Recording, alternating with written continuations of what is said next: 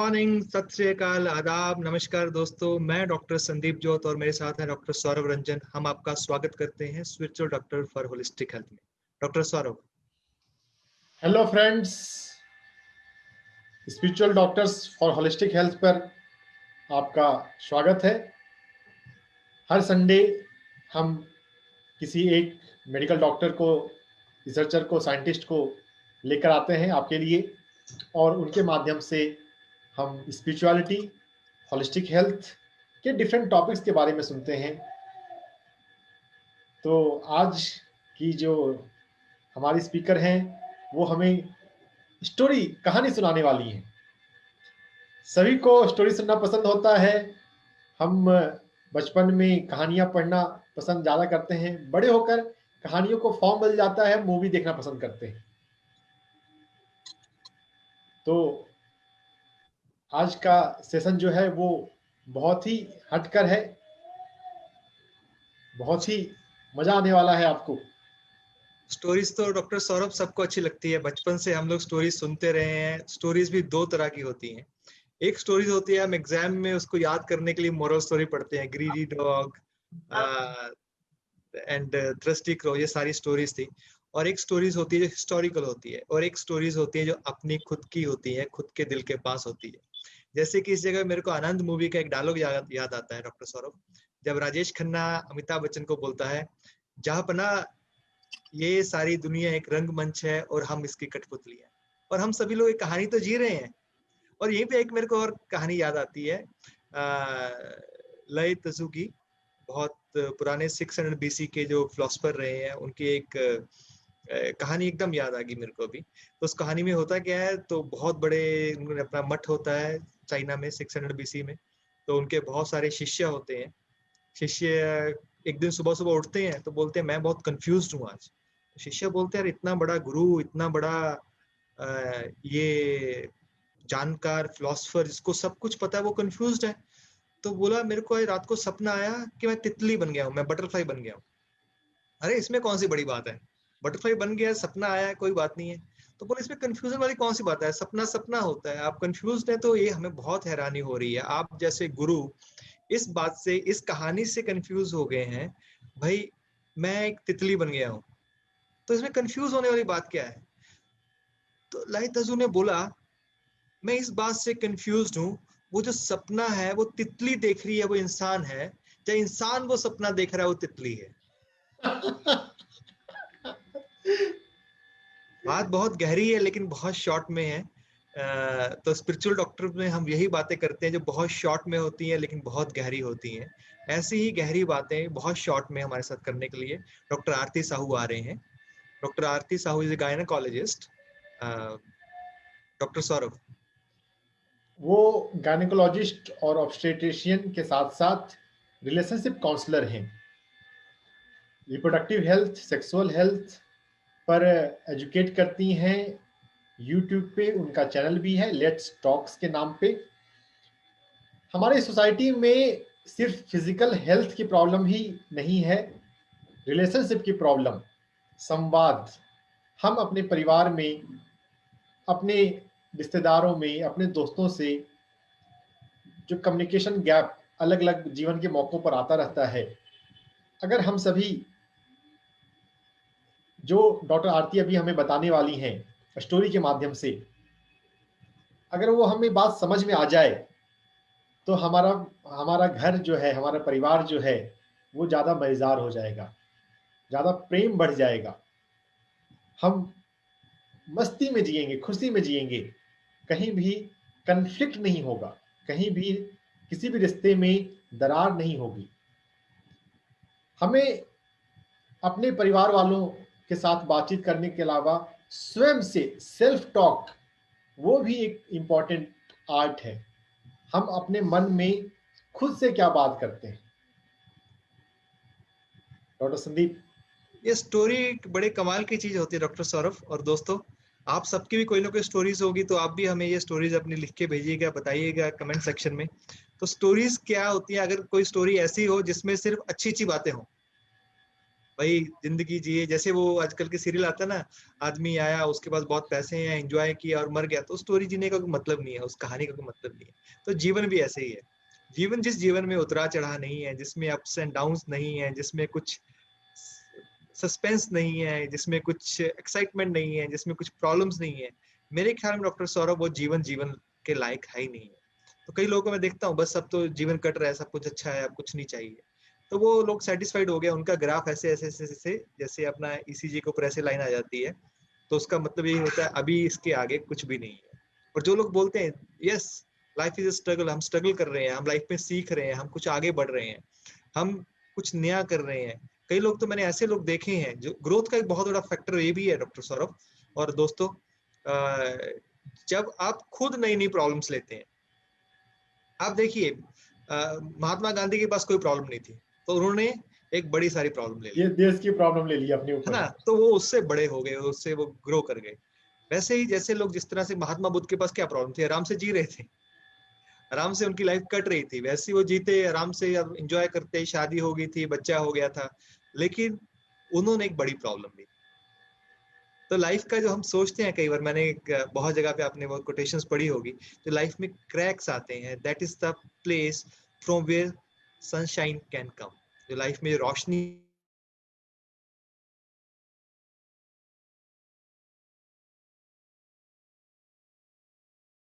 रामायण में जितना बड़ा विलेन होगा, रावण होगा, उतना बड़ा हीरो होगा। मूवीज में भी ऐसे होता है, विलेन को बहुत स्ट्रांग दिखाते हैं और जो हीरो होता है तो उससे स्ट्रांग रह जाता है, क्योंकि जीतना तो अंत में हीरो का ही है। और हम लोग अपनी जीवन की जो कहानियां हैं, एक जीवन के बाद दूसरे जीवन में कहानियां तो जी रहे हैं, और एक कहानी दूसरी कहानी से कैसे अच्छी है, कैसे इंटरेस्टिंग है, और हम कैसे इस कहानी को एक एग्जाम्पल बना सकते हैं, एक इंस्पिरेशन बना सकते हैं, वो हम डॉक्टर आरती सिया सुनेंगे। Yes doctor Sandeep, very true. Vivekananda की का कोटेशन मुझे याद है, अगर आपके लाइफ में मुश्किलें नहीं आ रही हैं तो आप लाइफ में ग्रो नहीं कर रहे। Exactly. This is the part of life.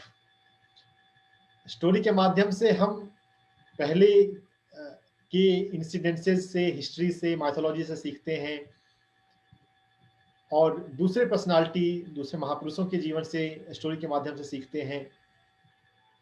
Story is a good way of learning, good way of learning communication. And story good way of healing also. जैसे बोलते हैं जब मैं अपने दुख को देख रहा था, मेरा दुख बहुत बड़ा नजर आ रहा था, जब मैं दूसरों को देखा तो मेरा कुछ भी नहीं नजर आया। और मैं बहुत सारे अपने जो सेशंस होते हैं, या मेरे कुछ काउंसलिंग सेशन होते हैं या वर्कशॉप्स होती हैं, उसमें अक्सर बोलता हूँ, कई लोग बोलते हैं अरे अरे हमारी प्रॉब्लम तो बहुत बड़ी है, इतनी बड़ी है आपको क्या पता, तो मैं बोलता हूँ आप मेरे साथ एक्सचेंज कर लीजिए, अपनी मेरे को दीजिए, मेरी आपने लीजिए। तो उनको सुनाता हूँ क्या क्या चीजें हैं, तो बोलते नहीं नहीं आप अपनी रखिए, मेरे को अपनी रखने दीजिए। तो ये स्टोरी के हर स्टोरी में कुछ बहुत अच्छी बातें होती हैं, कुछ खुशी की बातें होती हैं, है ना, कुछ ऐसी बातें होती हैं जिसको आप याद कर करके पूरी जिंदगी निकाल सकते हैं, कुछ ऐसी मूवमेंट्स होती हैं स्टोरी के अंदर, आपकी लाइफ की स्टोरी के अंदर, जिसको आप याद करें और आपको लगता है वाह क्या बात है, और करने में बोलते हैं यार क्या बात है, थैंक यू गॉड, आपने हमें ये चीज दी, हमने अपने ये दिया, उसके लिए शुक्रिया, मैंने एक जिंदगी जी ली है, तो इसके बाद जो है वो जो करूंगा तेरे लिए करूंगा, या आगे जैसे भी चलूंगा वैसे चलूंगा। लाइफ एक मोड़ ले लेती है, हर एक इंसिडेंट जो होता है ना, अच्छा बुरा इंसिडेंट होता है, लाइफ को एक मोड़ देता है डॉक्टर सौरभ और दोस्तों। डॉक्टर आरती के प्रोफाइल में एक एक पॉइंट और भी है, इम्पैथी। मुझे ज्यादा समझ में तो नहीं आया है, वैसे मैं उनके यूट्यूब वीडियो जैसे ही आते हैं मैं तुमको देखता हूँ, लेकिन इम्पैथ हीलर आज हम उन्हीं से पूछेंगे, what yes is the meaning of empath healer. Yes. और as a doctor, as a healer तो मैं भी काम कर ही रहा हूँ, तो मैं अपने लाइफ में इस फैक्टर को क्या ला सकता हूँ, और ला सकता हूँ तो कैसे ला सकता हूँ।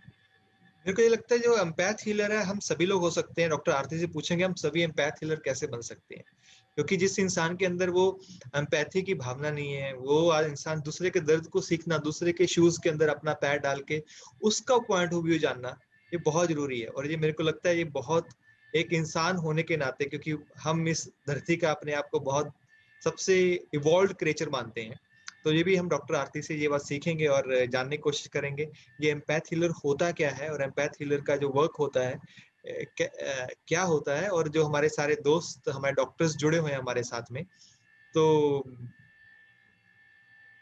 वो इस चैनल। डॉक्टर आरती हमारे साथ जुड़ चुकी हैं। Doctor Aarti, most welcome to spiritual doctor for holistic health. आपका स्पीकर आपको डॉक्टर आरती ऑन करना पड़ेगा, माइक आपका ऑफ।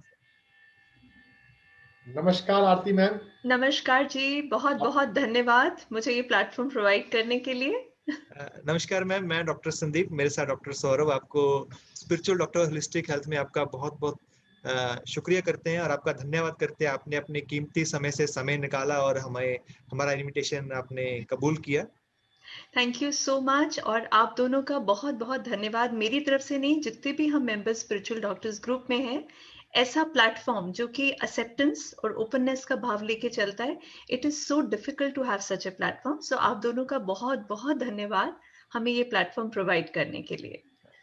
मोस्ट वेलकम डॉक्टर आरती। हमारा यही पर्पज है, जो डॉक्टर्स हैं, रिसर्चर्स हैं, साइंटिस्ट हैं, साइकोलॉजिस्ट हैं, वो एक प्लेटफॉर्म पे आए और होलिस्टिक हेल्थ के जरिए, अपनी स्टोरी के जरिए, अपने एक्सपीरियंस के जरिए ऑडियंस को ये बता सके दैट और भी आसमां है इस आसमां के परे। बिल्कुल बिल्कुल, सितारों से आगे जहां और भी हैं। एग्जैक्टली। दिस इज 11:11 डॉक्टर आरती, 11:11 हो गए हैं और आज बिल्कुल। बहुत लकी डे है। आज 1 नवंबर 11:11, 7 वंस हैं। हाँ तो जी। all doors are open. Over to you, Dr. Thank you so much doctor Ranjan, thank you so much doctor Sandeep. मैं आपका ज़्यादा समय नहीं लूंगी और आपकी स्टोरी के बीच में खड़ी नहीं होंगी, तो I will come directly to my story. तो आज मैं आपको स्टोरी के माध्यम से कुछ बताना चाह रही हूँ। तो जैसे मैंने आपसे कहा, I am really thankful to doctor Sandeep and doctor Ranjan to give us such a nice platform, जहाँ पे हम अपनी हीलिंग की और भी बातें कर सकते हैं। एज डॉक्टर्स हम लोग क्योर के बारे में बात करते हैं, बट हीलिंग, चाहे क्योर संभव हो चाहे ना हो, हीलिंग हम किसी भी मोड पर दे सकते हैं। तो आप लोगों का धन्यवाद हमें इस प्लेटफॉर्म पे इकट्ठे करने के लिए। तो मैं अक्सर कहती हूँ कि एक आदमी को कामयाब होने के लिए, कामयाब आदमी के पीछे एक औरत का हाथ होता है। बट अगर किसी औरत को कामयाब होना है या उसको आगे बढ़ना है, तो उसको बहुत सारे अच्छे आदमियों का सहारा चाहिए होता है, जो उसको एनकरेज करें, इंस्पायर करें। तो I am really really thankful doctor Sandeep, doctor Ranjan and my dear friend doctor Vijay, जिन्होंने मुझे मोटिवेट किया, इंस्पायर किया, कहा कि तुम इसको कर सकती हो, और मुझे इनकरेज किया कि आज के दिन मैं आपके सामने ये स्टोरी लेकर आ सकूं। तो हमारी कहानी सबकी, डॉक्टर्स की, कुछ ऐसी है। सफरिंग इंसान को अवेकनिंग के द्वार पर लाके खड़ा कर देता है। हम लोग बहुत सारी टेक्निक्स को फॉलो करते हैं, किसी गुरु को फॉलो करते हैं, हम एनलाइटन होने के लिए बहुत सारी चीजें करते हैं, बट हमारी सफरिंग्स हमारे बिगेस्ट टीचर्स होते हैं। जैसे कि अभी डॉक्टर संदीप ने कहा, लाइफ में अगर चैलेंजेस ना हो, ग्राफ बिल्कुल स्मूथ हो, तो हम वो चीजें अचीव कर ही नहीं सकते, वो लेवल ऑफ ग्रोथ हमें मिल ही नहीं सकता जो हम यहाँ पे एक्सपैंड होने के लिए आए हैं। तो हमारी सफरिंग्स हमें बहुत चीजें सिखाती हैं।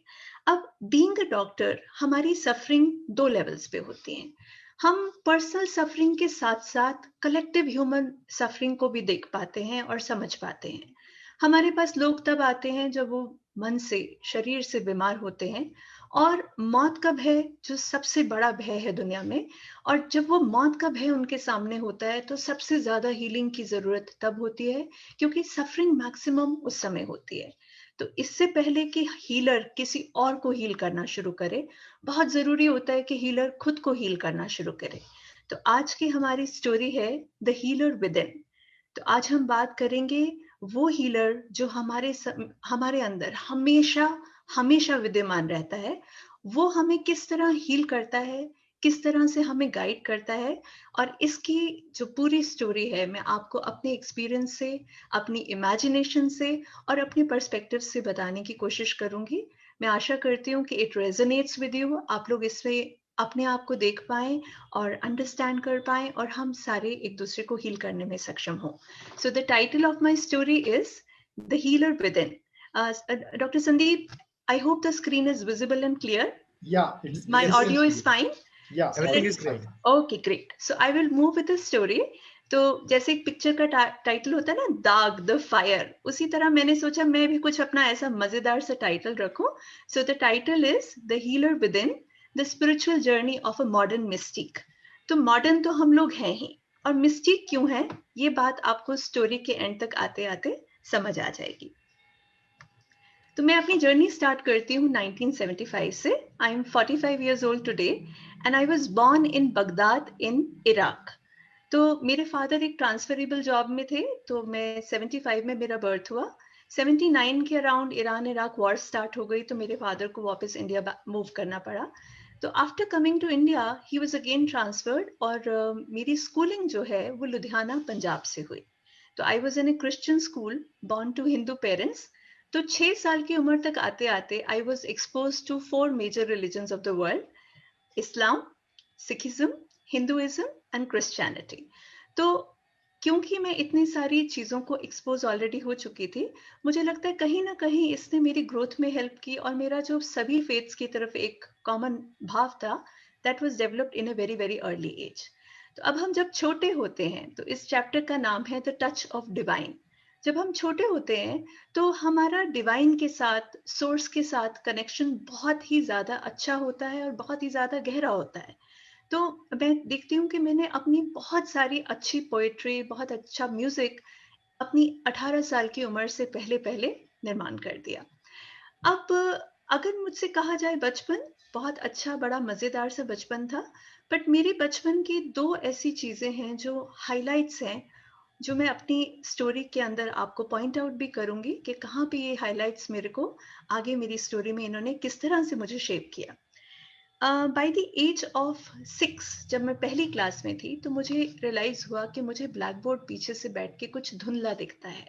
तो आई स्टार्टेड डेवलपिंग मायोपिया, और बट मुझे लगा कि ये शायद मेरी कोई गलती है, और एक छोटे से बच्चे के मन में एक फियर कि शायद मेरी कोई गलती है जिस वजह से मैं ठीक से नहीं देख पा रही।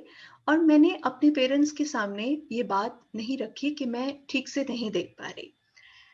आई थिंक कुछ ना कुछ रिलक्टेंस उनके पार्ट में भी रही होगी, क्योंकि मैं जिस टाइम की बात कर रही हूँ, आज से ऑलमोस्ट 40 इयर्स पहले, तो चश्मे वाली लड़कियों का इतना रिवाज नहीं होता था, और कॉन्टैक्ट लेंसेज तब तक नहीं आए थे यूज में। तो बहुत मुश्किल होता था पेरेंट्स के लिए भी चश्मे वाली लड़की और चश्मे वाली बहू को एक्सेप्ट करना।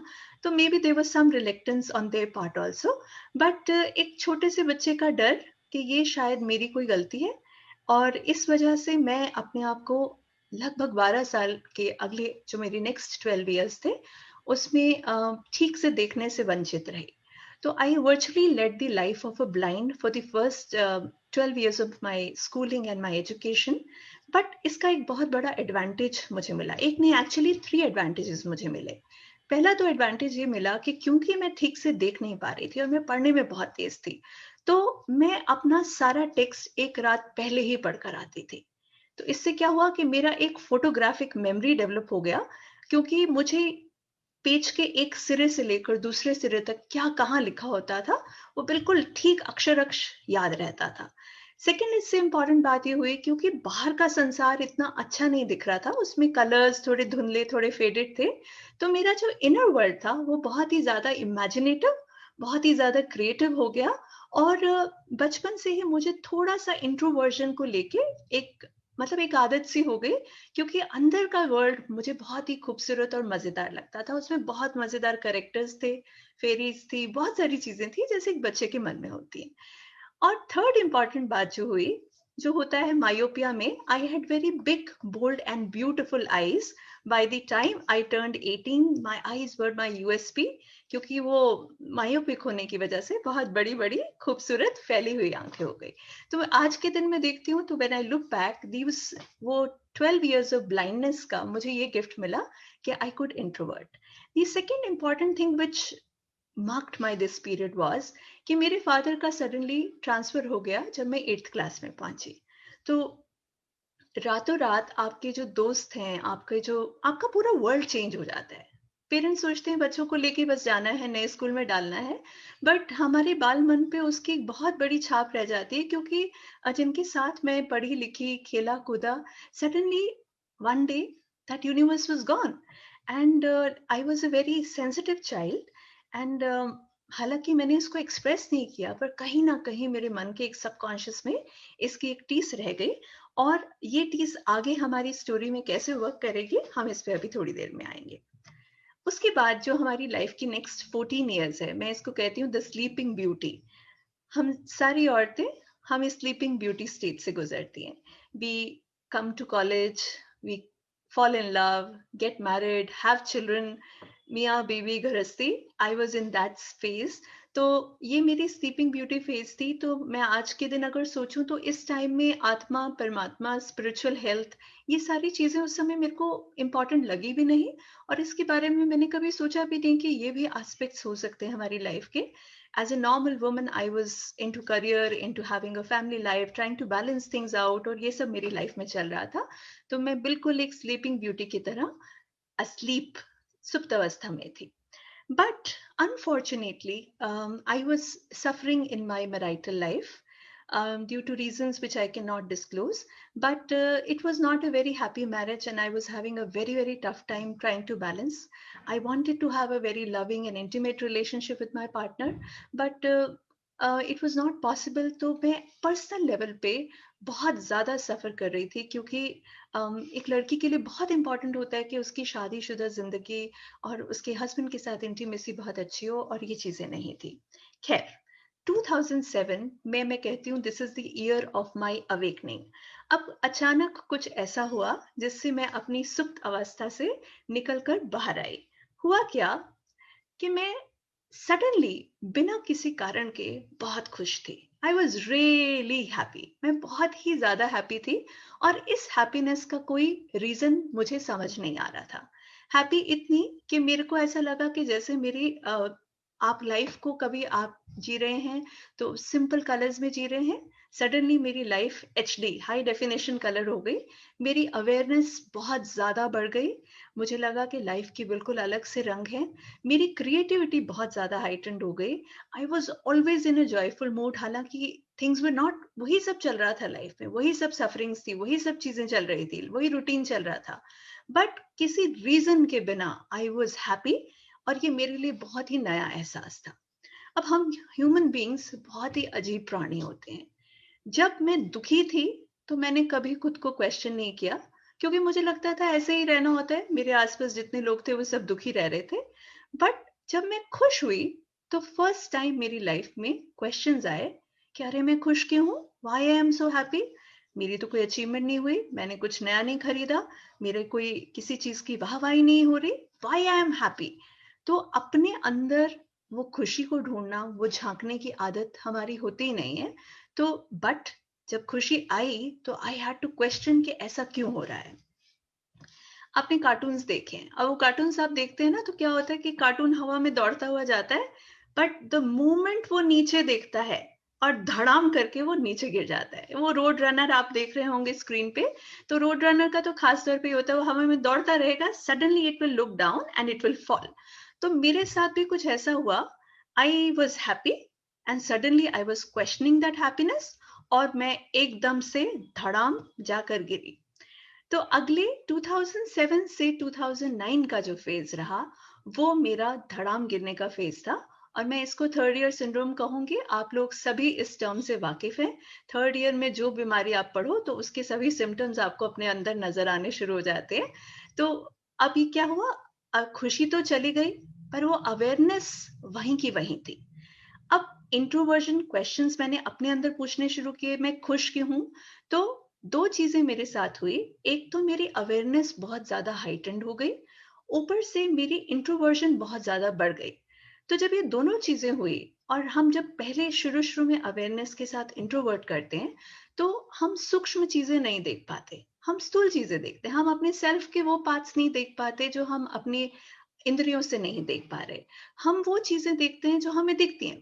तो मेरा पूरा जो ध्यान था, वो मेरी कॉन्शियसनेस थी, वो मेरे फिजिकल सेल्फ पे आके टिक गई, और साथ ही साथ में कुछ नया अपने अंदर एक्सपीरियंस करने लग गई.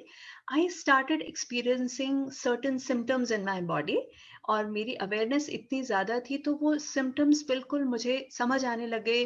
मेरी स्पाइन पे थोड़ी थोड़ी टिंगलिंग होने लग गई, मेरे कानों में रिंगिंग और प्रेशर की फीलिंग आने लगी.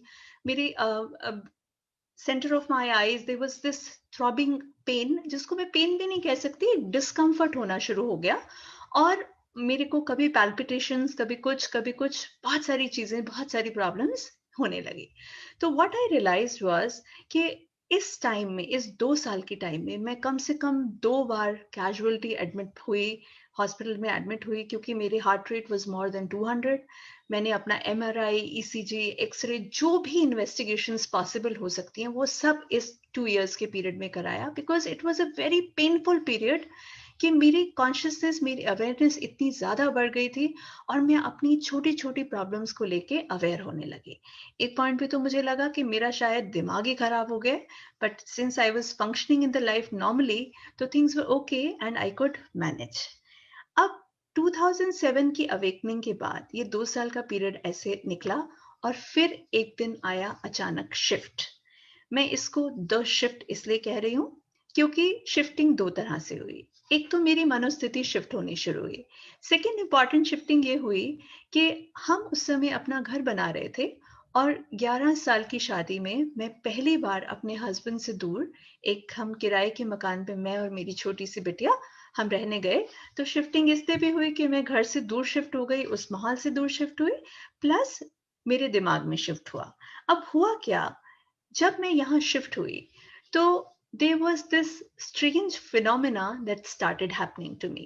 अब मैं आपको जो स्टोरी सुना रही हूँ, आपको लगेगा कि ये एक तरह की कोई कथा है, शायद पैरानॉर्मल कुछ एक्टिविटी बता रही हूँ, बट नहीं, मैं आपके साथ एग्जैक्टली अपने एक्सपीरियंसेस रिलेट कर रही हूँ जो मेरे साथ हुआ। For a period of around 4 months, I was woken up at 3 o'clock in the night. Early morning, night. जैसे हम रात में उठते हैं और हमें एक बहुत तेज प्यास लगती है और हमें बहुत पानी की तलब होती है, मेरे साथ बिल्कुल कुछ ऐसा ही फिनोमेना होने लगा कि I used to get up in the night with this intense urge to write, as if something was guiding me to write, some information was being given to me. I did not know the source of the information, but the intensity with which I felt, जो मुझे लगा वो इतना तेज होता था कि मैंने उसके बाद 2-3 रातों के बाद मुझे समझ आने लग गया कि ये रोज हो रहा है। तो मैं अपने साथ एक पेन और एक कॉपी लेकर बैठती थी, सोती थी कि रात को जब ऐसा होगा तो कम से कम मुझे रात में ढूंढना नहीं पड़ेगा। तो मैं लिखती थी, रात भर लिख के 4 बजे मैं एग्जॉस्ट हो जाती थी, मुझे पता ही नहीं होता था कि मैंने लिखा क्या है। और अगले दिन जब मैं उसको उठ के पढ़ती थी तो मैंने कुछ ऐसी चीजें लिखी होती थी जो मेरे कॉन्शियस माइंड को पता ही नहीं था कि ये इंफॉर्मेशन अवेलेबल है। So I was, during that period of 4 months, a lot of spiritual information was handed over to me. I don't know how I got that information. Maybe Malik ने दी, source से आई, but मेरे पास जो wisdom उस समय में आई, जब मैंने उसको पढ़ा तो मुझे लगा कि वाकई जो लिखा है, at a deeper level I knew कि ये बातें बिल्कुल सच हैं, ये ट्रुथ है जो मेरे पास आई है। बट अगर मैं कहूँ उसके बारे में मुझे कोई इन्फॉर्मेशन थी, I had no information about such systems. मुझे इस तरह की नॉलेज के बारे में ना मैंने कभी बुक्स पढ़ी थी, ना मेरे घर में ऐसा वातावरण था, तो I had no idea how I got that information. अब इन्फॉर्मेशन मिल गई, समझ नहीं आया कि इन्फॉर्मेशन आई कहाँ से। With that, I entered the next phase of my life. For the next 3 years, quest for knowledge. हम सभी इस स्टेज से निकल चुके हैं। जब हमें शुरू में स्पिरिचुअलिटी में इंटरेस्ट आता है या हमें समझ आना शुरू होता है कि स्पिरिचुअल ज्ञान है, तो हम बहुत सारे बुक्स, बहुत सारे टीचर्स, बहुत सारे डिस्कोर्सेस पढ़ते हैं। तो ऐसा ही मेरे साथ हुआ, मेरी ज्ञान के प्रति पिपासा बहुत ज्यादा बढ़ गई। इस टाइम में मैंने बहुत सारी बुक्स पढ़ी, मैंने जैसे डॉक्टर गिरधर से भी बात हुई, डॉक्टर संदीप जोत ने अपनी एक पूरी सीरीज बुक्स के ऊपर की है, तो वी गो थ्रू बुक्स। तो मैंने काफी सारी नॉलेज थ्रू बुक्स गेन करने की कोशिश की, ताकि मैं इस बात को अंडरस्टैंड कर सकूं कि जो नॉलेज, जो विजडम मुझे प्रोवाइड की गई है, क्या ऐसी नॉलेज वाकई दुनिया में एग्जिस्ट भी करती है कि नहीं, क्योंकि मेरे लिए बिल्कुल नया एक्सपीरियंस था। सो आई वेंट थ्रू बुक्स। और आप जब तैयार होते हो तो मुझे इस समय में बहुत सारी ऐसी बुक्स गिफ्ट मिली या ऑडियो सीरीज गिफ्ट मिली जो कि मुझे इस स्पिरिचुअल पाथ पे आगे बढ़ने के लिए प्रेरित कर रही थी और उसमें मुझे इंफॉर्मेशन मिल रही थी। जैसे जैसे मैं ये नॉलेज गेन करती गई, मैंने नोट किया कि मेरे जो फिजिकल सिम्टम्स थे वो धीरे धीरे सबसाइड होने लगे। I was much more comfortable now with my self, with my body. जितनी कि मैं पहले परेशान थी, जो 2 साल मैंने हॉस्पिटल के इन और आउट चक्कर लगाए, वो धीरे धीरे शांत होने लग गया। अब when the student is ready, the teacher appears. Teachers हम हमेशा स्पिरिचुअल गुरुज नहीं होते। मेरी लाइफ में तो मैं बिल्कुल भी नहीं कहूँगी कि मैंने किसी स्पिरिचुअल गुरु को फॉलो किया। मेरी लाइफ के छोटे-छोटे टीचर्स थे, जो मेरे और आपकी तरह बिल्कुल साधारण लोग थे, जिन्होंने आके मेरी लाइफ को इतना खूबसूरत बनाया। तो मेरा फर्स्ट टीचर जो था, जो मैं कॉन्शियसली याद कर सकती हूँ, इससे पहले भी रहे होंगे बट मेरे को वो मेरी कॉन्शियसनेस में नहीं थे। वो एक बीटेक का स्टूडेंट था, वो कंप्यूटर्स पढ़ रहा था। तो मैंने उसकी कुछ शायद प्रॉब्लम हल की और वो मेरे घर आया और उसने मुझे इंटरनेट के बारे में सिखाया। अब I belong to that generation जहाँ पे कंप्यूटर बिल्कुल शुरू में आया था, और क्योंकि हम स्कूल छोड़ चुके थे तो कंप्यूटर सीखने का एकमात्र माध्यम कि आप अपना लैपटॉप खरीदें और उस पर धीरे-धीरे करके टिक-टिक करके सीखें या कंप्यूटर का छोटा सा कोर्स करें। बट आई गॉट मैरिड और हम सभी औरतों के पास इतना समय नहीं होता कि हम एक्स्ट्रा कंप्यूटर क्लासेस लें बच्चों के साथ या घर के साथ मैनेज कर पाएं। तो this fellow he came and taught me about Google, he taught me about surfing, he taught me about Facebook, ऐसे कमेंट करें, ऐसे लाइक करें, ऐसे शेयर करें। तो मेरे लिए जो सारी नॉलेज थी that came on to my finger tips, मेरे लिए तो जैसे आकाश खुल गया। और फेसबुक के माध्यम से मैं अपने बहुत सारे पुराने फ्रेंड्स को ढूंढने में लग गई, जो मैं अपने स्कूल के टाइम में पीछे छोड़कर आई हुई थी। तो the world became really small and it came to my finger tips because of my first guru who was a young engineer student. My second guru was my friend. She was going through a very tough time in her marriage. She was a single mother with 2 daughters. She gave me the courage to face my problems. She was my guru in this regard. तो मैं अपने fears से निकल के courage में उसकी वजह से पहुंची। अभी मैं अपनी शादीशुदा जिंदगी में बहुत ही प्रॉब्लम्स के साथ जूझ रही थी और मुझे उसमें कोई भी हल नहीं मिल रहा था, और जो भी कोई उपाय बताए, ये लेडीज मेरे साथ रेजोनेट कर सकती हैं कि हमें लगता है कि कोई हमें बता दे कि हमारी प्रॉब्लम कैसे हल होगी और हम उसको वही कर लेंगे।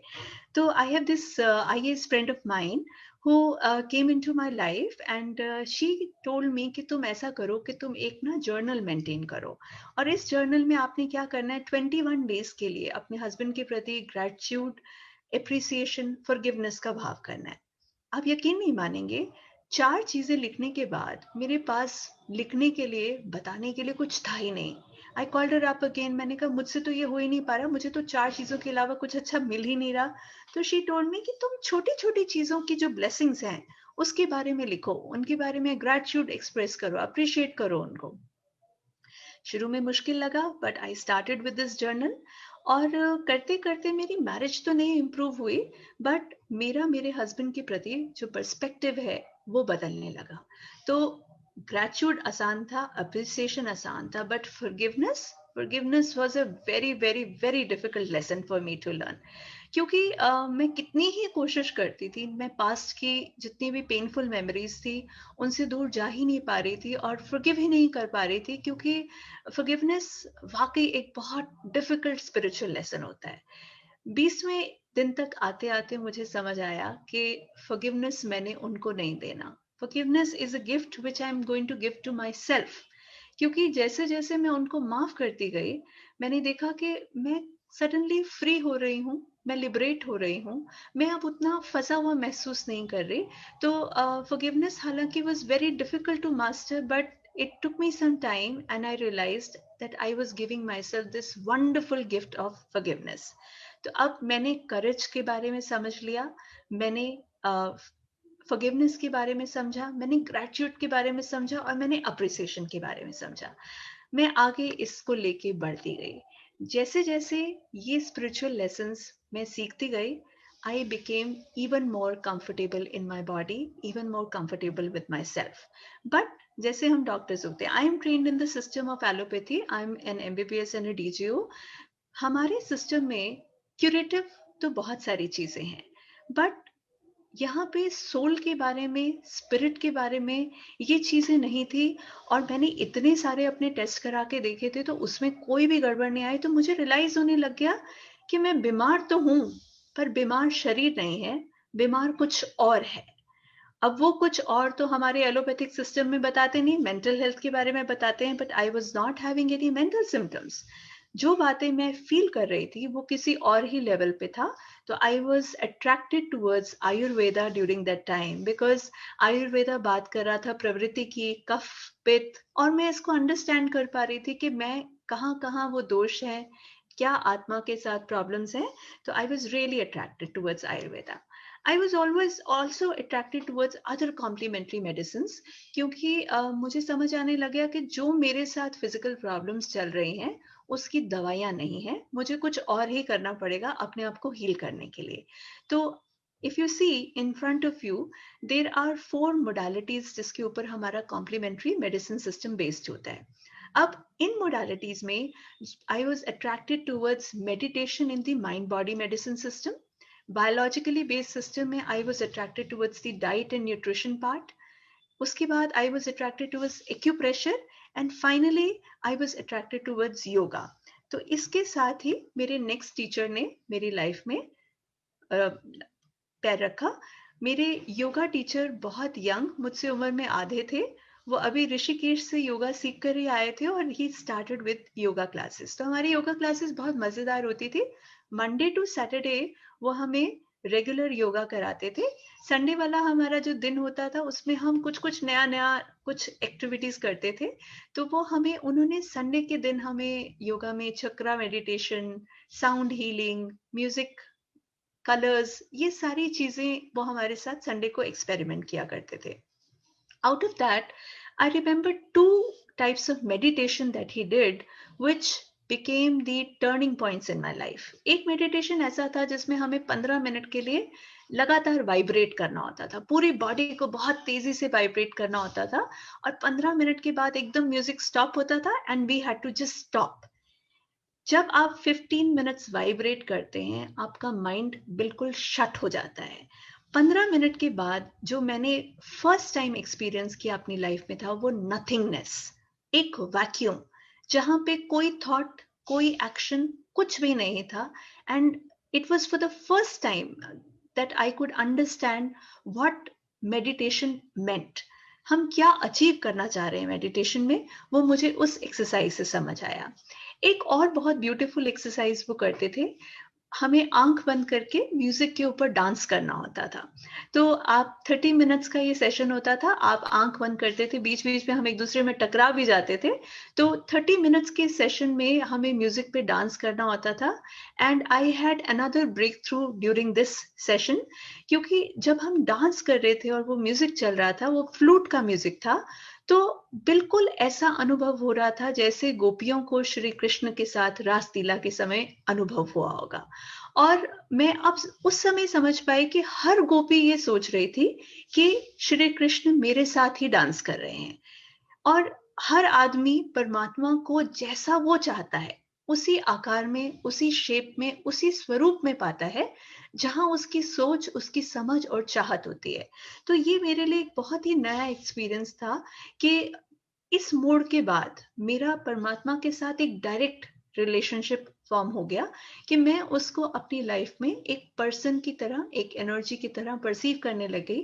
क्योंकि मुझे लगा अगर मैं इनके साथ डांस कर सकती हूँ तो मैं इनके साथ रह भी सकती हूँ, जाग भी सकती हूँ, सो भी सकती हूँ.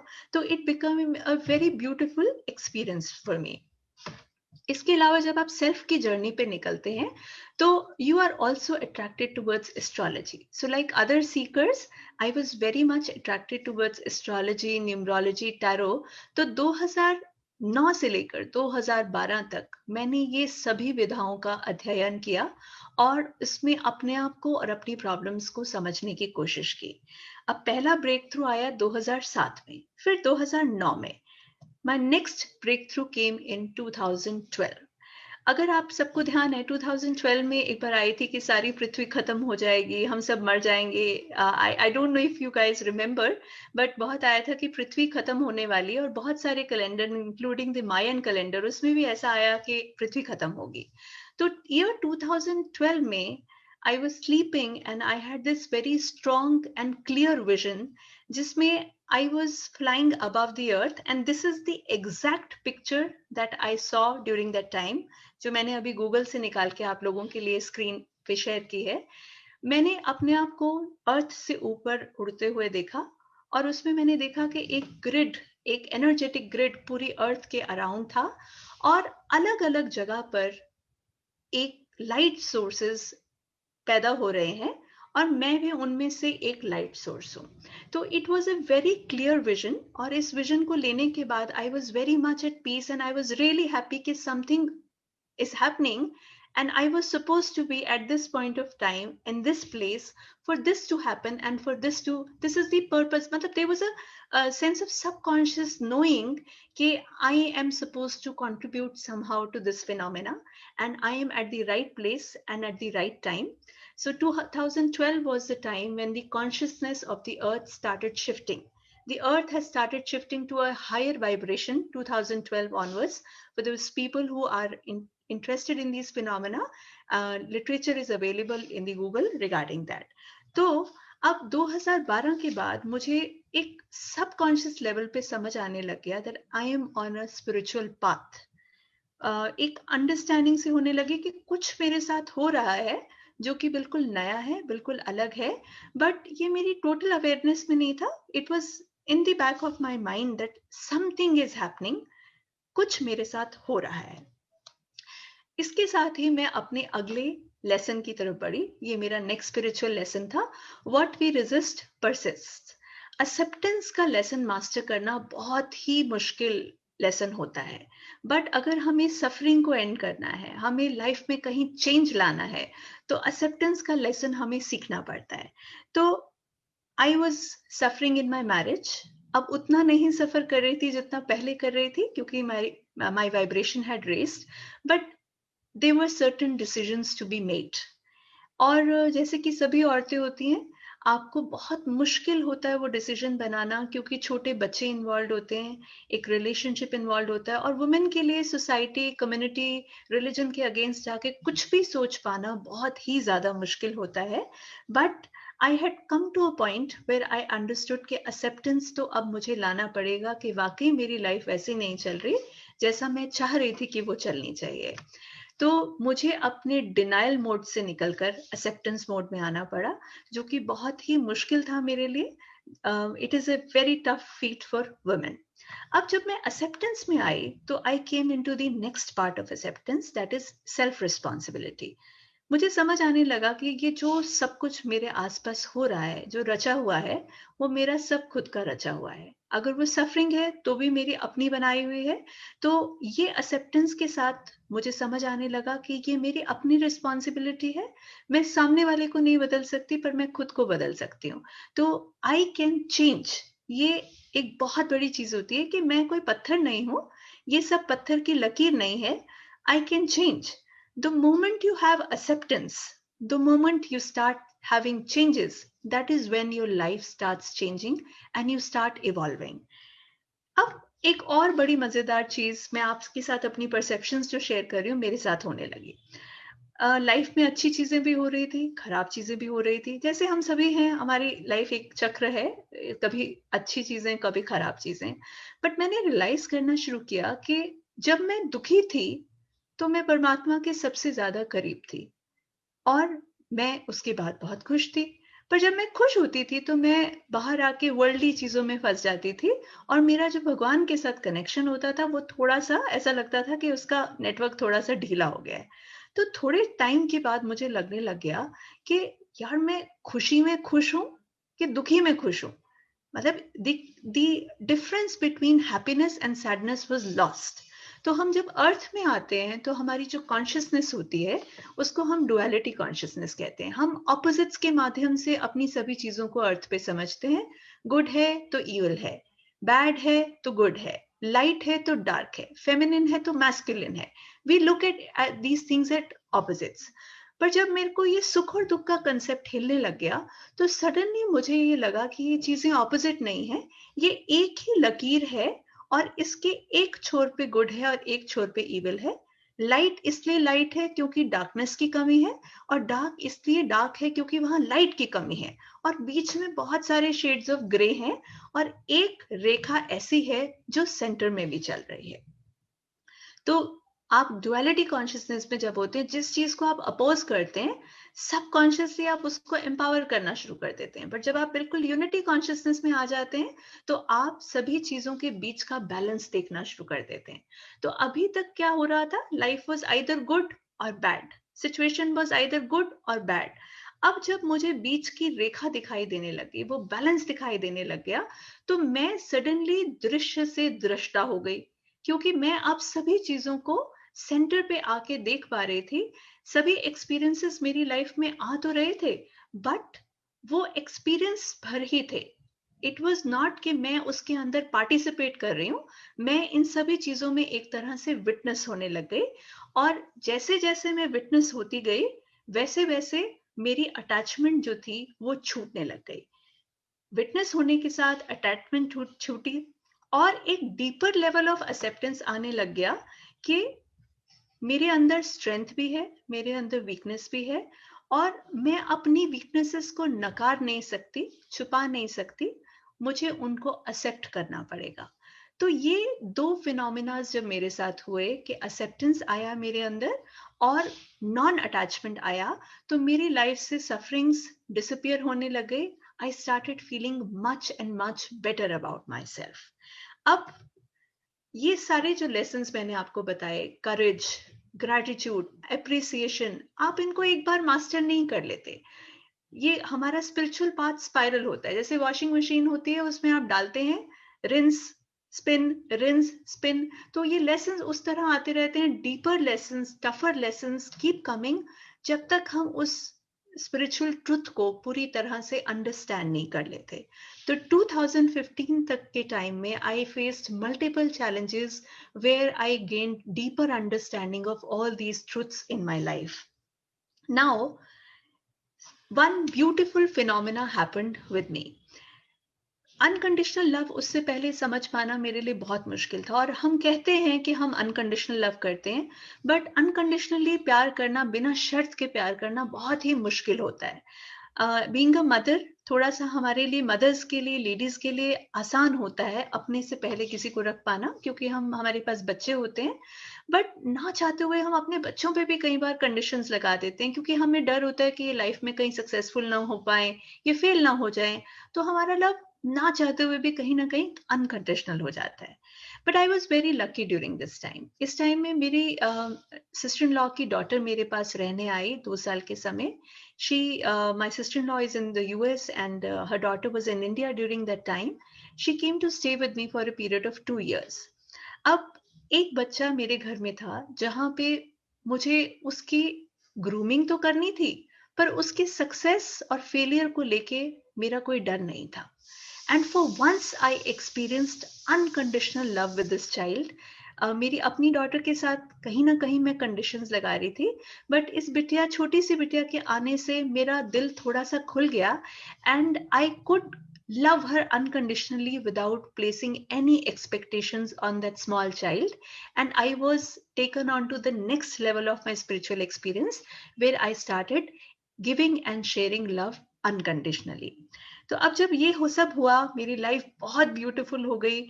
मैंने ग्रैटिट्यूड, ये सारे लेसन सीख लिए, मैं इन फ्रीक्वेंसी पे ट्यून्ड इन हो गई, तो मेरी लाइफ के एक्सपीरियंसेस भी वैसे होने लगे।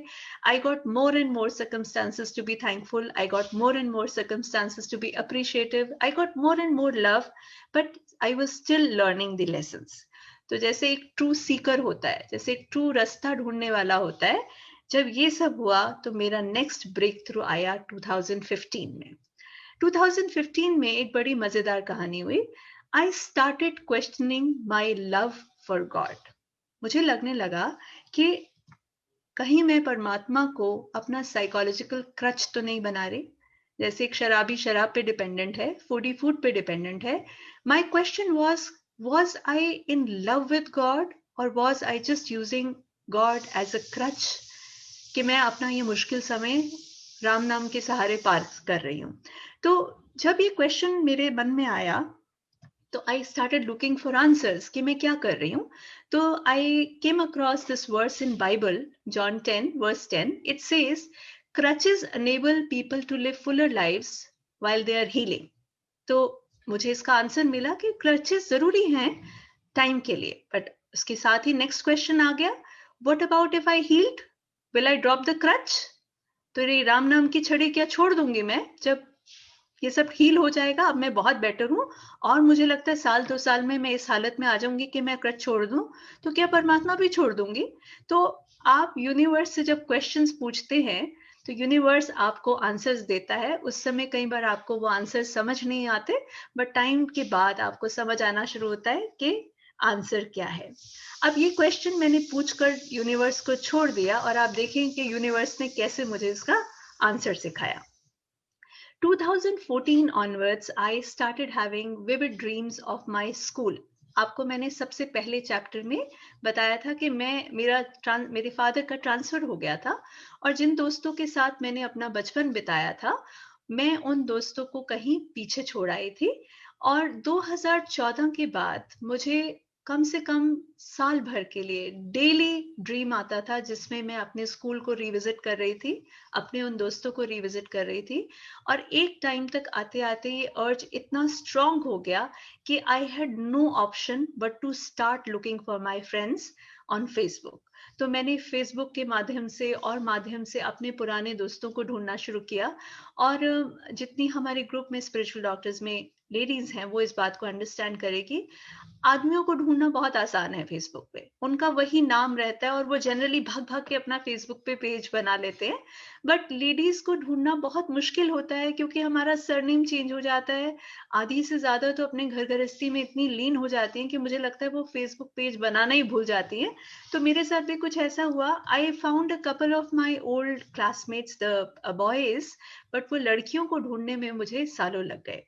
तो 2015 में I suddenly had a breakthrough. मैंने 3 साल पहले फेसबुक पे एक मैसेज छोड़ा था, जिसके थ्रू मुझे किसी का मैसेज जवाब आया और एक एक करके मुझे अचानक से अपने 20 वो पुराने बचपन के साथी एक साथ मिल गए।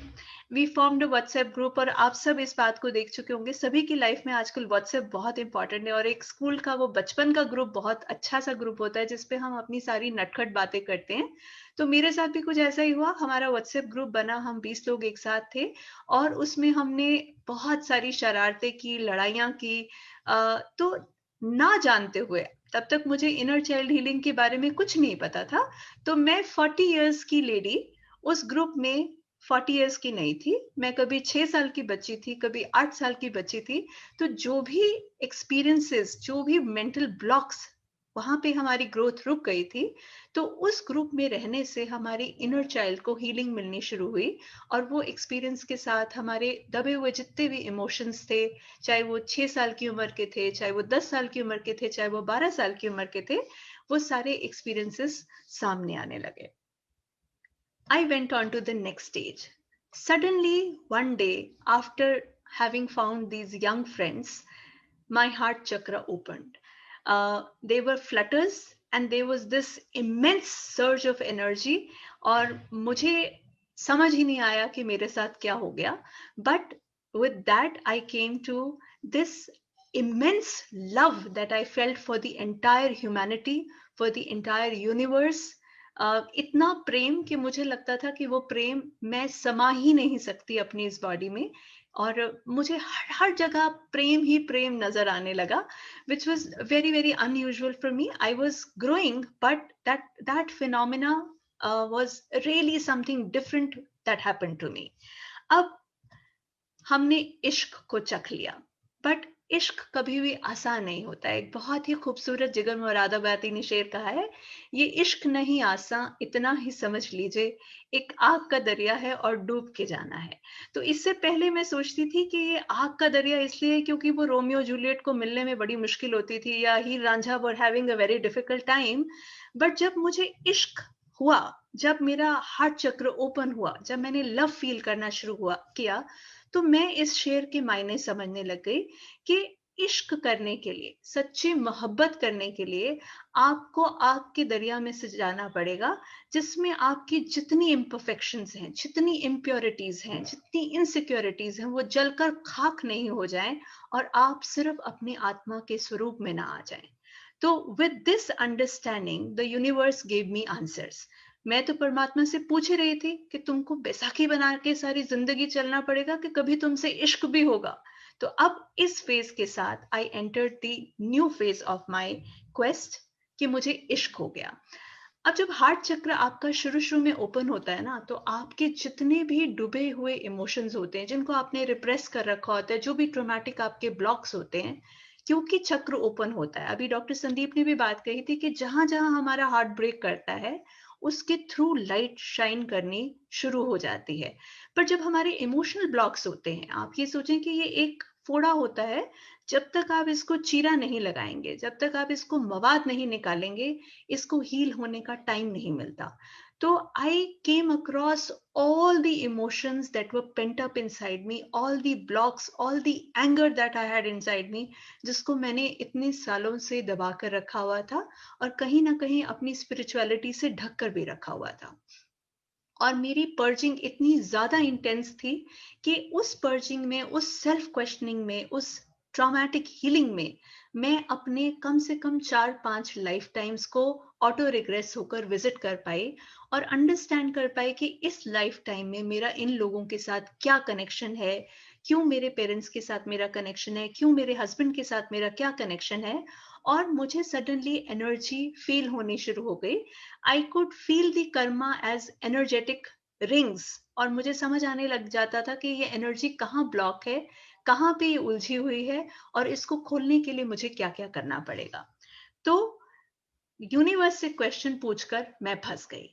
Suddenly I entered a phase of absolute darkness.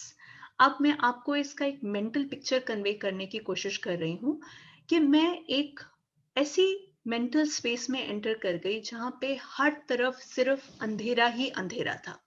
जो मैंने लव एक्सपीरियंस किया, जो मैंने स्पिरिट के साथ कनेक्शन एक्सपीरियंस किया, जो मुझे मजे आने लग गए थे अपनी स्पिरिचुअलिटी में, वो सडनली एकदम अचानक इस पर्जिंग के बाद खत्म हो गए।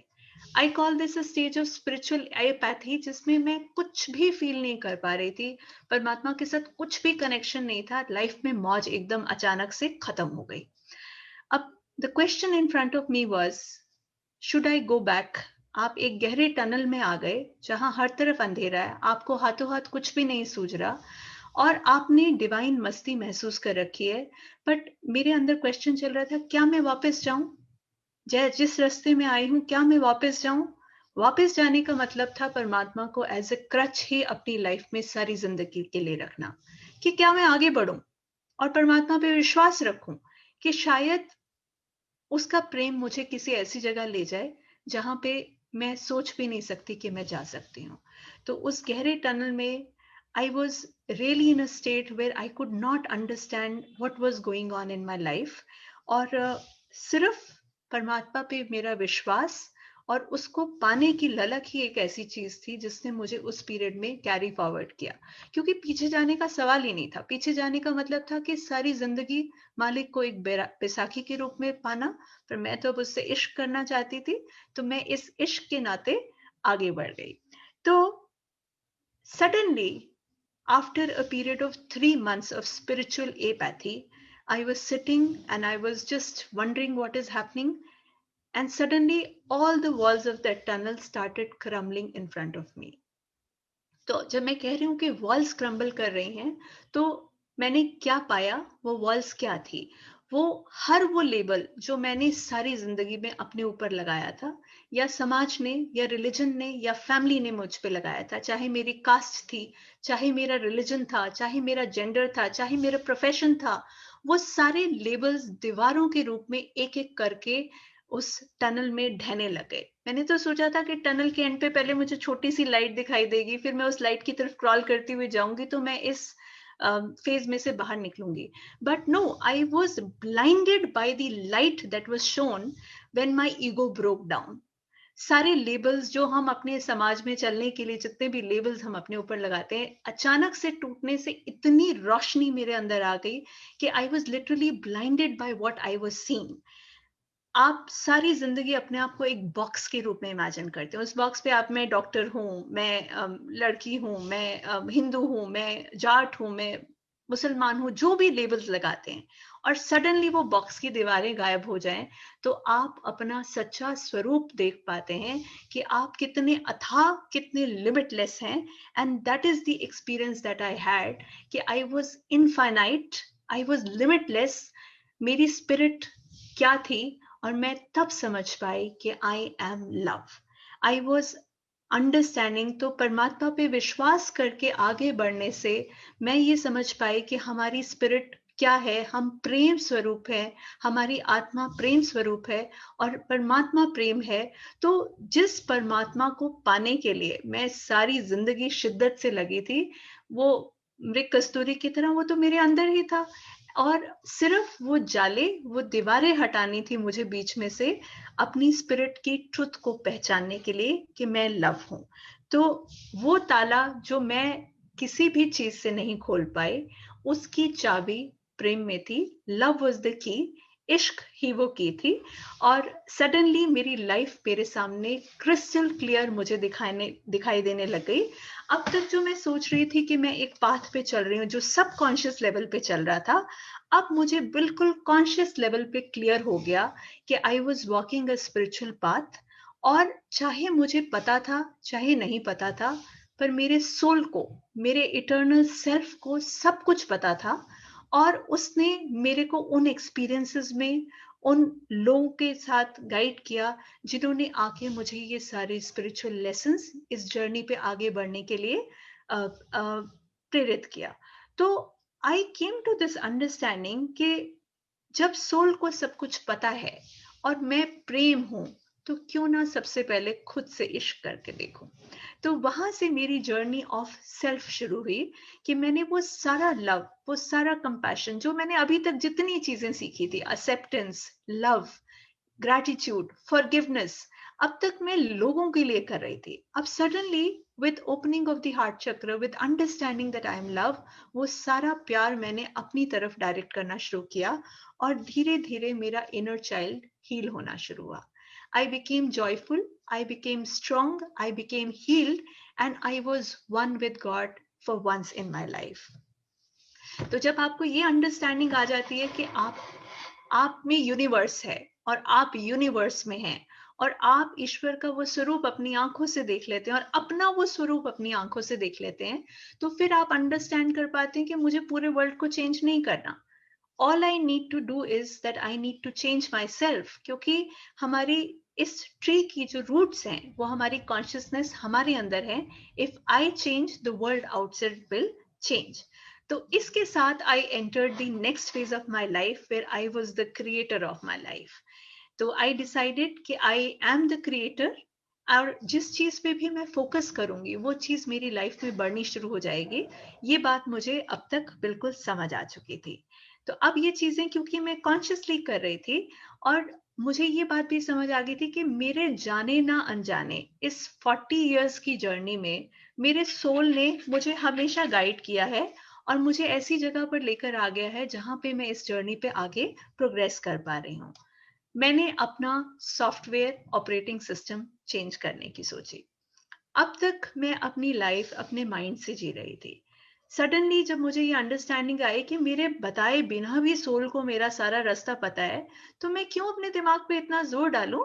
आई decided to upgrade my software and change the operating system from mind based, fear based to heart based, soul based. But ये कहने में जितना खूबसूरत और आसान लग रहा है, it was not a easy journey.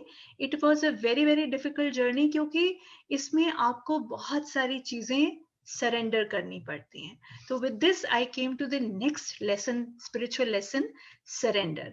अब सरेंडर करना शब्द बहुत छोटा है, पर लेटिंग गो करना is the most difficult spiritual lesson. And I guess all of us must have experience this at one time of the other.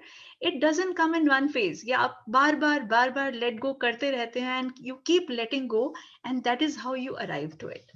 तो जब मैंने लेटिंग गो शुरू किया, तो सबसे पहला चैलेंज मेरे सामने था अपने ईगो के साथ दोस्ती करना. मैं तो इश्क के फेज में थी और सबने कह रखा था कि ईगो बहुत खराब है, ईगो से, मेरे से तो ईगो से भी लड़ाई नहीं हो पा रही थी. तो I came into this phase where I started making friends with my ego. तो मेरे को ऐसा अपना ईगो एक बड़ा ही स्ट्रॉन्ग मॉन्स्टर जैसा लगता था। बट मैंने उसके साथ दोस्ती की, मैंने उसको बोला कि तुम गेट पे खड़े रहो, एक्सपीरियंसेस को अंदर आने दो, और तुम्हें प्रॉब्लम नहीं करनी, टेंशन नहीं लेनी, क्योंकि मैं ध्यान रखूंगी, all is well, all is well. तो ऐसे धीरे धीरे करके मैंने अपनी ईगो को समझाना शुरू किया, and it took a leap of faith, और I started the process of letting go. अब वुमेन सीकर्स में specially letting go is very difficult, because relationships छोड़ने पड़ते हैं, चीजें छोड़नी पड़ती हैं, हैबिट्स छोड़नी पड़ती हैं, पैटर्न्स छोड़ने पड़ते हैं, और बहुत सारे लोग जो आपको मिलेंगे, आपसे कहेंगे तुम इतना चेंज हो गई हो, तुम अब पुरानी वाली आरती नहीं रही। तो आप कई बार डर जाते हैं कि आप वो चीजें सही कर भी रहे हैं कि नहीं कर रहे, क्योंकि जिन लोगों के साथ आपकी एक ट्यूनिंग आपको लगता था कि पहले है, सडनली वो आपकी होराइजन से डिसअपियर होना शुरू हो जाते हैं, और वो बहुत ही स्केरी फिनोमेना होता है।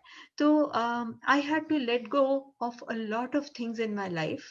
बहुत सारी चीजों से मैंने अपना डिस्टेंस कर लिया, बहुत सारे रिलेशनशिप्स जो टॉक्सिक थे, मैंने उनसे अपने आप को डिस्टेंस कर लिया, क्योंकि अब मैं फियर बेस्ड रिलेशनशिप्स या फियर बेस्ड पैटर्न्स में चल ही नहीं सकती थी। I change my software. I decided to move out of my marriage. I decided that this relationship was not working the way I wanted it to work. And suddenly, what I find, if I move out of my marriage, I was financially bankrupt.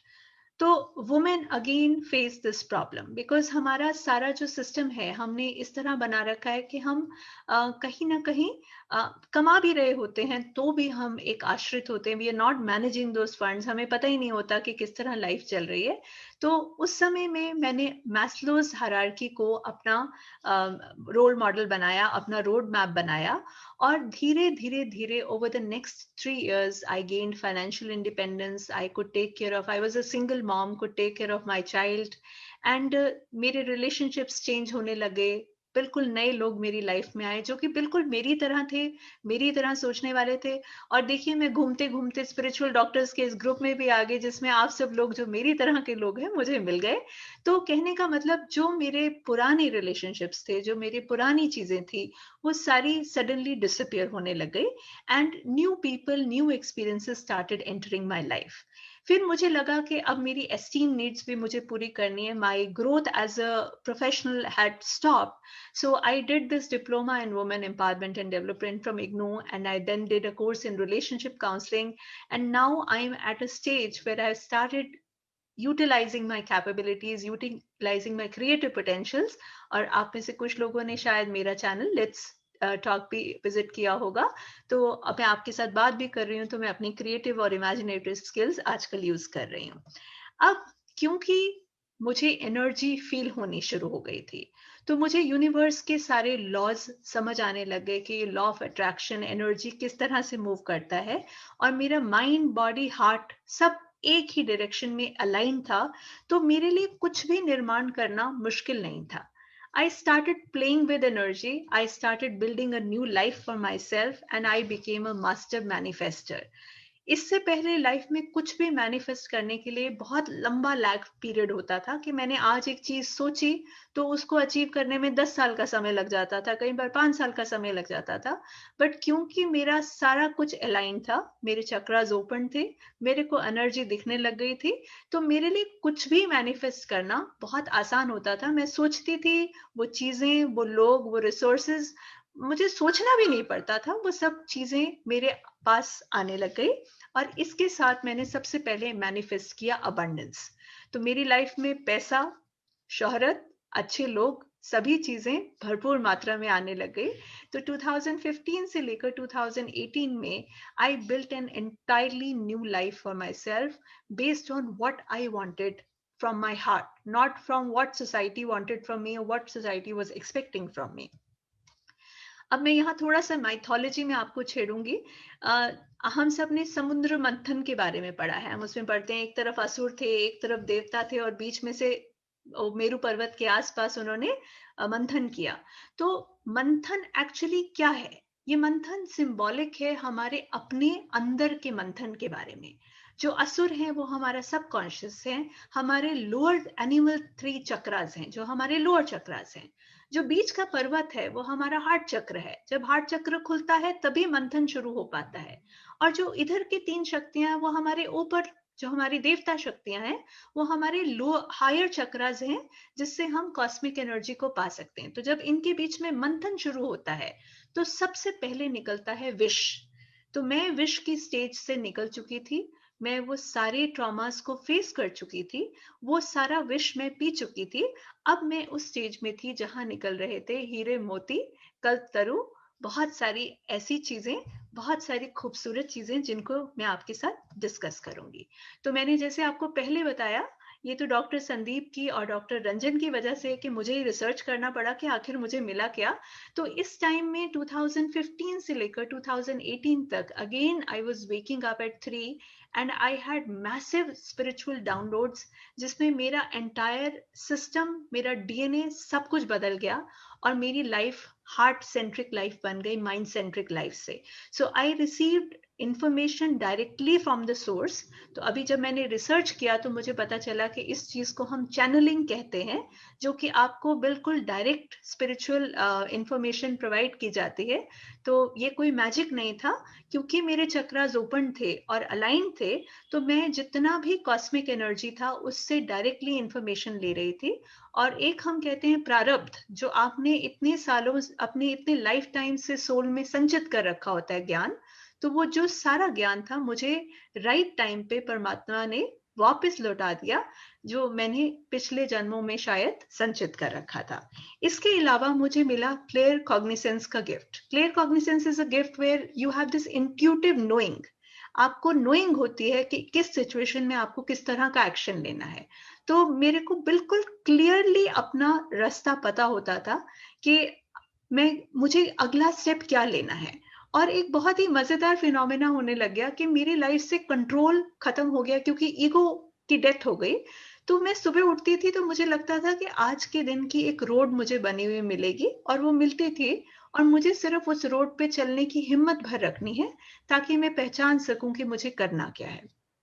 इसके साथ मुझे next gift मिला relationship तंत्र का। So I have discussed with Dr. Ranjan also, and we have had talks about this with Dr. Girdhar also. He is my co-partner in this journey.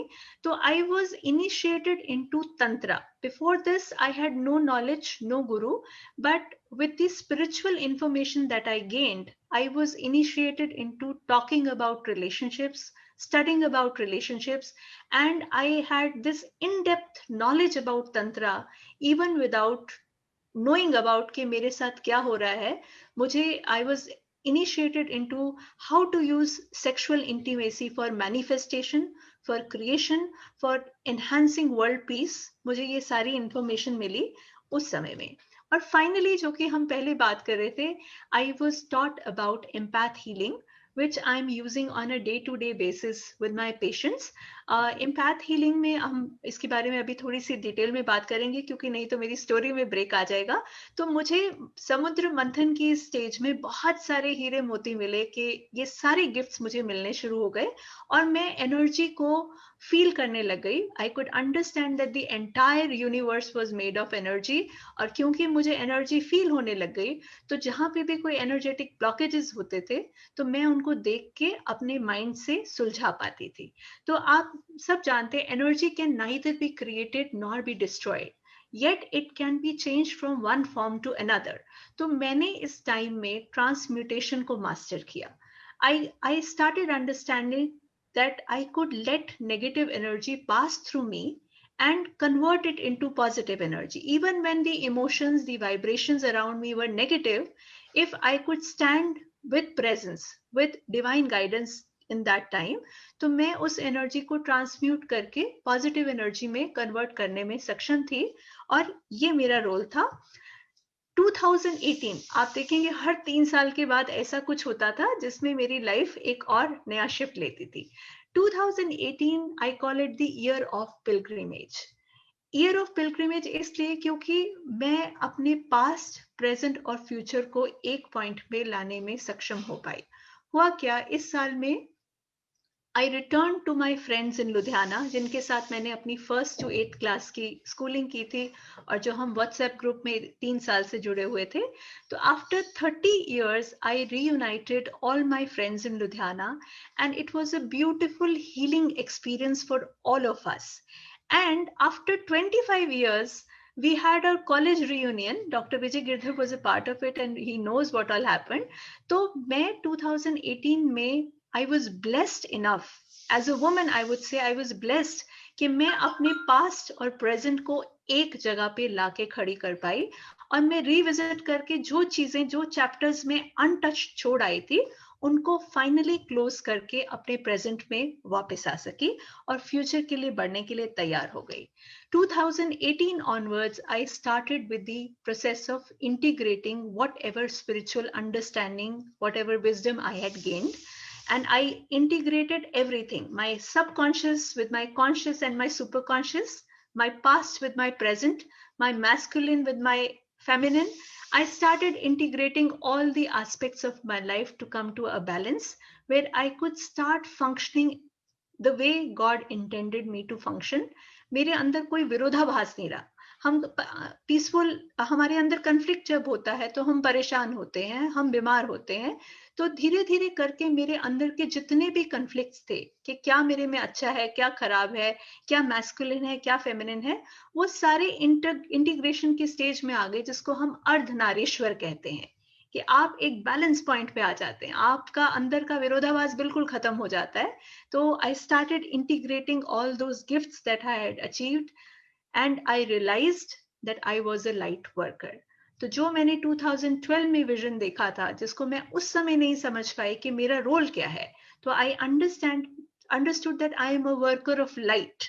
I work with energy and I have this gift with me कि मैं इस energy को work करके इसको transmute कर सकती हूँ और अर्थ की कॉन्शियसनेस को बढ़ाने में कहीं ना कहीं हेल्प कर सकती हूँ, चाहे वो छोटे लेवल पे है. इट डजंट मैटर कि मेरा लेवल क्या है, but this is my role. और जिस दिन परमात्मा को लगेगा I will be called for a bigger function to address bigger organizations where I can tell what my experiences have been and how I have evolved to the heart-centric life. And आप सब जानते हैं कि मैंने I just started a channel. Right now I'm talking about self development. इस चक्कर में मैंने पिछले 1-1.5 महीने से कोई वीडियो भी नहीं पोस्ट किया क्योंकि आप लोगों ने मुझसे बहुत ज्यादा काम कराया, डॉक्टर संदीप और डॉक्टर रंजन. तो this channel is going to deal with self development, relationships and finally intimacy, especially sexual intimacy. तो मेरा ये एम है, let's see परमात्मा मुझसे किस तरह काम कराते हैं. Finally I'm at peace with myself. I'm at peace and I will not say this is the end of my story. This is the beginning because जो काम मैंने करने हैं उन कामों के लिए अब मैं बिल्कुल तैयार हूँ. सिर्फ मालिक का हुक्म होने की वेट है क्योंकि उसका इश्क है, वो अपने आप वहां ले जाएगा जहां उसको लेकर जाना है. मुझे बस चलने भर की हिम्मत रखनी है और वो हिम्मत भी उसी परमात्मा से आनी है. तो स्टोरी तो यहाँ हुई खत्म. अब कुछ और था जो मैं आप लोगों से शेयर करना चाहती थी. With this spiritual body that we are in, we are all people of science. So मेरे सामने क्वेश्चन ये आया कि अब तक जितने सेशंस मैंने आप लोगों के साथ अटेंड किए हैं, देखे हैं, we have always discuss the science behind the healing. अगर साउंड हीलिंग है, न्यूट्रिशन हीलिंग है, गर्भ संस्कार है, we have discuss the science. तो मेरे मन में सवाल आया कि is there a science to my story? Is there something which I can prove that there is a science? So I was forced to research because of these 3 men in my life, and I found कि जो भी experiences मैंने किए वो Evelyn अंडरहिल ने stages of mysticism के under बता रखे हैं. तो मिस्टिक वो इंसान होता है जो आत्मा और परमात्मा के मिलन का बहुत अभिलाषी होता है, उसको इश्क करने का जुनून होता है. सेकंड, वो अपने सेल्फ को एज अ मॉडल यूज करता है to contemplate about God, to understand what God is, to understand what the secrets of the universe are. तो मैंने जब एवलिन अंडरहिल का ये देखा स्टेजेस ऑफ मिस्टिसिज्म, तो मैंने देखा कि ये मेरी स्टोरी से हूबहू मैच करता है. तो आप अगर देखेंगे, फर्स्ट इज अवेकनिंग 2007 जब मैं बहुत हैप्पी हुई थी. सेकेंड इज प्यूरिफिकेशन, जब मैंने वो सारे लेसन सीखे, करेज, ग्रेटिट्यूड, फॉरगिवनेस, मैं धीरे धीरे साफ होने लग गई. Illumination, opening of the heart chakra, dark night of the soul, जब मैं उस टनल में पहुंची जहां पे मेरे पास चॉइस थी कि मैं पीछे मुड़ूं के आगे जाऊं, एंड फाइनली यूनिटिव लाइफ जहां पे मैंने 2018 ऑनवर्ड्स इंटीग्रेशन शुरू की। तो ये एक्सपीरियंस केवल मेरा अपना नहीं है, समय समय पर टाइमलाइंस के अक्रॉस, जेंडर के अक्रॉस, कास्ट के अक्रॉस, क्रीड के across, there have been people like Rumi, Jesus Christ, Nanak. I am not in that category, but I just want to tell that these are all mystics who wanted similar things, and this is an experience which is reproducible over timelines. So I feel it is scientific in nature. हाँ, हम क्योंकि ये intangible चीजों की हम बात कर रहे हैं, तो ये experiences अभी नापे नहीं जा सकते, but इसी तरह कभी gravitation भी था, वो नाप नहीं सकते थे जब तक न्यूटन ने ये नहीं कहा कि एप्पल नीचे आ रहा है और ये फोर्स ग्रेविटी है। तो maybe someday we can measure these experiences also. Secondly, जब मैंने आपसे बताया कि symptoms की मैंने आपसे बात की कि I was feeling this tingling in the back of my neck and there was these dreams and I had this pressure, there were palpitations. तो these are symptoms of ascension, जिसको हम कुंडलिनी awakening के symptoms के रूप में पढ़ते हैं। तो as healers, as doctors, we should be aware of these symptoms, क्योंकि कई बार हम इनको मिसडायग्नोज करते हैं, पेशेंट को साइकोसोमैटिक डिसऑर्डर का पेशेंट बना देते हैं।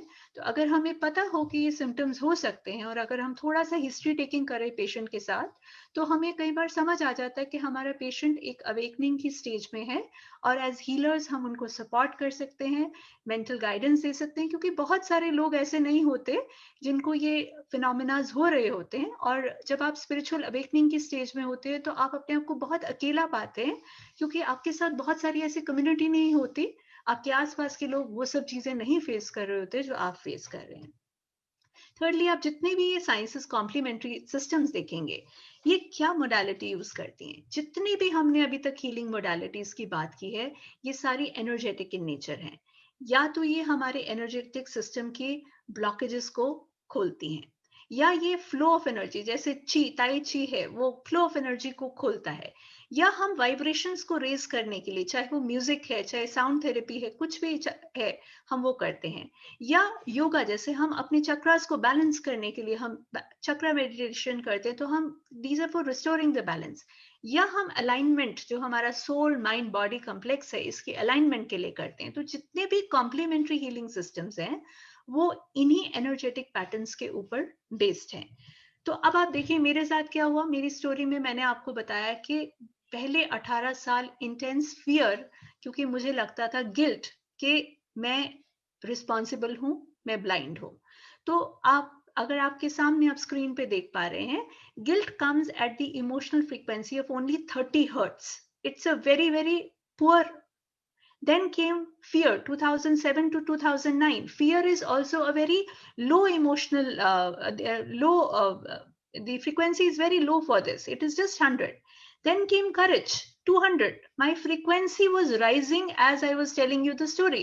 जैसे जैसे मैं स्पिरिचुअल लेसन सीखती गई, मेरी इमोशनल फ्रीक्वेंसी बढ़ती गई, मेरी वाइब्रेशनल एनहांस होती गई, और जैसे जैसे मेरा वाइब्रेशन एनहांस होता गया तो मेरे एक्सपीरियंसेस भी सारे चेंज होने लगे। तो नॉर्मली क्या होता है, वी आर वाइब्रेटिंग एट 250 और less than that.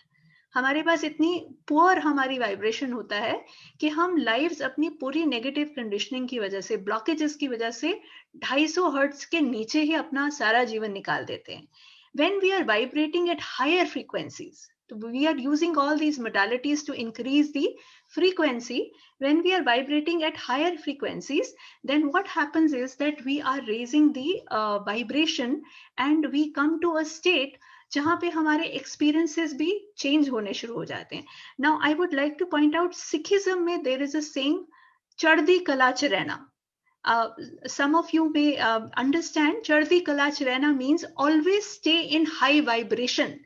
They tell their followers to remain in चढ़दी कला, in high vibration always, because जब आप high vibration में होते हैं तो lower vibration phenomena, बीमारी, suffering की आपको touch भी नहीं करते, and you are very much at peace at high. तो जैसे जैसे वाइब्रेशन बढ़ता है, हमारा स्टेजेस ऑफ कॉन्शियसनेस बढ़ना शुरू हो जाता है, हम विक्टिम मेंटालिटी से निकलकर क्रिएटर मेंटालिटी की तरफ आ जाते हैं। और एक पॉइंट ऐसा आता है कि जब हम आत्मा और परमात्मा को इंटीग्रेट कर लेते हैं और हम बिल्कुल परमात्मा के साथ मिलकर अपनी लाइफ का क्रिएशन करना शुरू कर देते हैं। तो I personally feel all this is a science. There is nothing, we all are programmed, the soul is programmed. हमारी इस incarnation on earth का मतलब ही ये है कि हम इन experiences को integrate करके अपनी life को create कर सकें. तो अगर आप Maslow's hierarchy of need भी देखें तो मैंने इसको देखिए चक्रा सिस्टम के साथ बिल्कुल मैच करके रखा है. Lower needs are like the lower chakras, the higher needs, the growth needs are like the upper 3 chakras. But इस तक पहुंचने के लिए हार्ट चक्रा से होके लव को एक्सपीरियंस करके इश्क को एक्सपीरियंस करना बहुत ज्यादा जरूरी होता है. तो अगर इस स्टोरी में से आपने कोई मैसेज लेके जाना है तो I would just share 2 important messages with you. First, the soul knows it all. He is the teacher, he is the healer within us. तो हमारी स्टोरी थी the healer within. So the soul, the eternal self is the healer within. All we need to do is to follow its guidance. क्योंकि soul बाकी souls के साथ, higher souls के साथ collaborate करके वो experiences, वो लोग आपकी life में लाएगा जो कि आपकी soul की growth के लिए, expansion के लिए जरूरी हैं, जो हमारे purpose on earth के लिए जरूरी हैं. और इसको achieve करने के लिए love is the key. You have to start living from your heart. जब तक आप हार्ट से नहीं जिएंगे, सोल आपको आपकी चीजें बताएगा कैसे, आप उस तक पहुंचेंगे कैसे. और finally you are love. Once you achieve the frequency of love, जितनी भी हीलिंग मोडालिटीज हैं उनका हमें लव की फ्रीक्वेंसी तक पहुंचाने तक का काम है. Yes, love. वहां तक एक बार हम पहुंच जाते हैं तो हमें किसी और सिस्टम की जरूरत नहीं है, सिर्फ इश्क ही हमें तारने के लिए काफी है. So with that I finish my story, the healer with in. I really hope आप इसके साथ रेजोनेट कर पाएंगे और आपने इस स्टोरी सेशन को मेरे साथ एंजॉय किया होगा. Thank you so much everyone.